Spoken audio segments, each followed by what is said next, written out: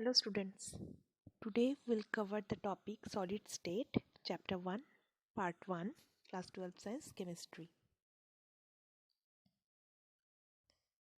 Let's start. We know about matter. Everything in our surrounding that have mass and occupy space is termed as matter. Okay. Common states of matters are solid, liquid, gas.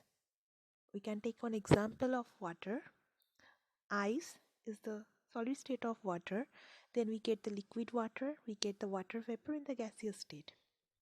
One thing you note here, in the solid state, the particles of water are closely packed. In liquid, the interparticular distance is moderate, and in gas it is very high.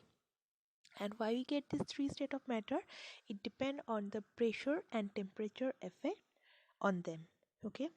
Now, out of these three states of matter, here we'll focus on the solid state. Now, in this chart, you can see different solid are given. Okay, we get different solid state material in our surrounding. Some common examples are being given here. You can start with the sponge cake. Okay, that is spongy in nature. Then can, carrot, clock, eraser, then soap, then the weapon, your gun, your sword, then pen, then vehicle, computer, chalk, diamonds, bottles, glass bottle, silicone bottles, or what, plastic bottles. So many things are there. All of these are what? All of these are solid. Though they are solid, do you think their nature, their properties is also same? Obviously not. They have different property. They have their unique property. For example, this carrot, this cake is biodegradable in nature. Okay, these are edible. Then this can is non biodegradable. This eraser have the erasing property. The pen have the writing property. The chalk have some different property. Okay, these also have the writing property, but the property is different from that of diamond. Okay, the magnet have attracting property. They can attract the coin, the safety pin, but the coin do not have the same property, though it is the solid, right? The glass bottle cannot attract another glass bottle. Though these two are solid, the property is different. It is non-biodegradable. So different solid have different property. So we are getting a variety of solid with their unique property. Now, what makes the solid unique in their property? The answer lies in their particle arrangement. Okay, now all the solid have made up of some particle. They are made up of some atom, molecule, or ions, and the arrangement of these particle in them decide their unique property. So if we can crack what is the secret of magnet, okay, what make the common metal iron to become magnetic, it depends on their structure. Okay, how their atoms or whatever molecule is present inside it is being arranged. So if we can crack the particle level arrangement of the solid, then what we can do, we can invent some new solid with desirable properties. Okay, so that is the importance of this chapter. Now, characteristic of solid state. We already know the characteristic of solid state.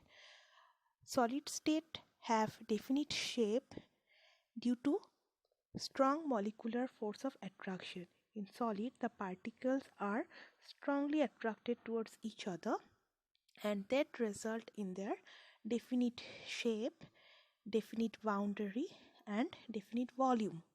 Okay, they cannot flow easily. Particles are binded together strongly, and hence they cannot flow easily. Okay, they have negligible compressibility due to negligible distance between the neighboring molecule. Now, strong intermolecular force result in less intermolecular distance. Now, if the distance between two atoms is small, then you cannot compress it very easily. Okay, there will be less space to get adjusted. That's why they have less compressibility or negligible compressibility.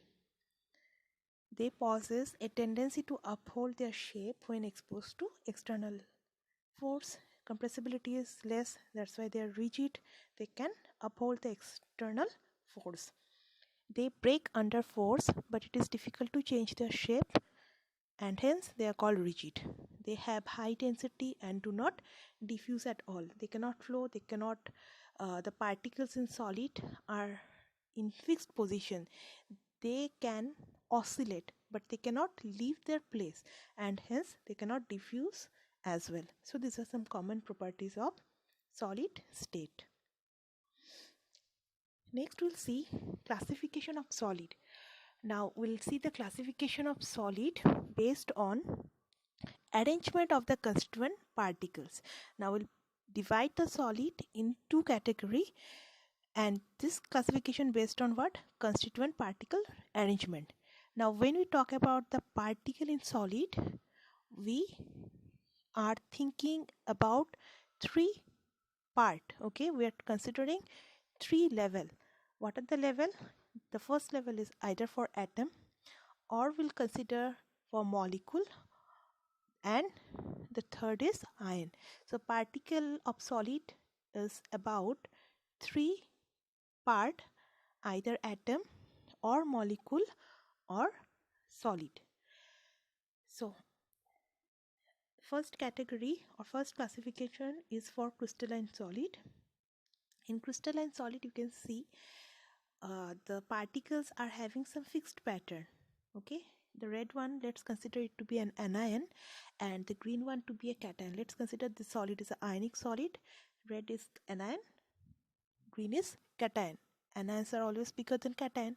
So here you see they have a arrangement.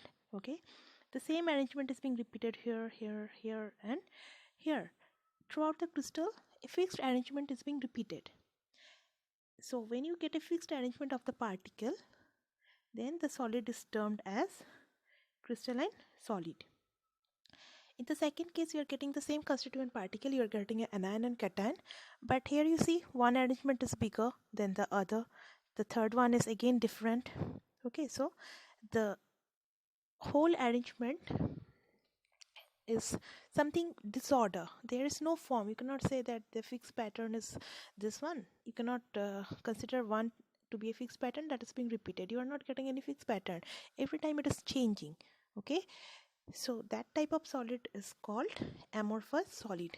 So classification based on arrangement of constituent particle out of two types. One is crystalline solid, another one is your amorphous solid. The term amorphous itself means no form. In amorphous solid you will not get any regular order, any regular arrangement of the constituent particle, right? So these are the two classes.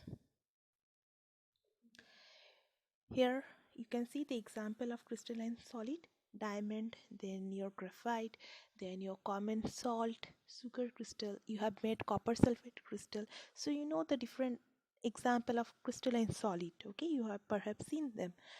In crystalline solid you see these atoms. Okay, they have a clean, neat arrangement. They are so much orderly arranged. Okay, so in crystalline solid what you get the constituent particles arranged in a fixed, neat pattern. Okay, here are some properties of crystalline solid. What are the properties? First property is crystalline solid have definite geometrical shape.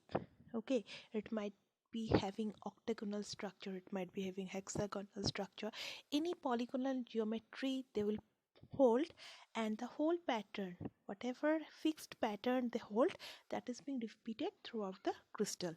And this long-term repetition, since they repeat throughout the crystal, it is being termed as long range order. So in crystalline solid what you get a fixed geometrical shape that is being repeated throughout the crystal. They have sharp melting point. Now what is the meaning of the sharp melting point? Sharp melting point means there, if you take some crystal in a beaker, okay, and you start heating it, whatever crystal is there in the beaker, they will suddenly become liquid. Okay, at a particular temperature the whole crystal will become liquid, and that is called the sharp melting point. Then another property of crystalline solid is they are anisotropic in nature. Anisotropic nature means their physical properties show different values when measured along different direction in the same crystal. To understand the anisotropic property, let's see here. Now here you see the element, the constituent particles are arranged neatly. They have a fixed arrangement, okay, one after the other. Now if you are measuring the physical property like refractive index, okay, or some other physical property, okay, conductivity, then if you're considering this line, this B line, AB line, here you're coming across only the cations, okay, so cations will only determine the properties. But if you're considering the line CD, suppose you're measuring along this direction, then whatever constituent particle present here will determine the property. So the property here will be due to cation anion arrangement.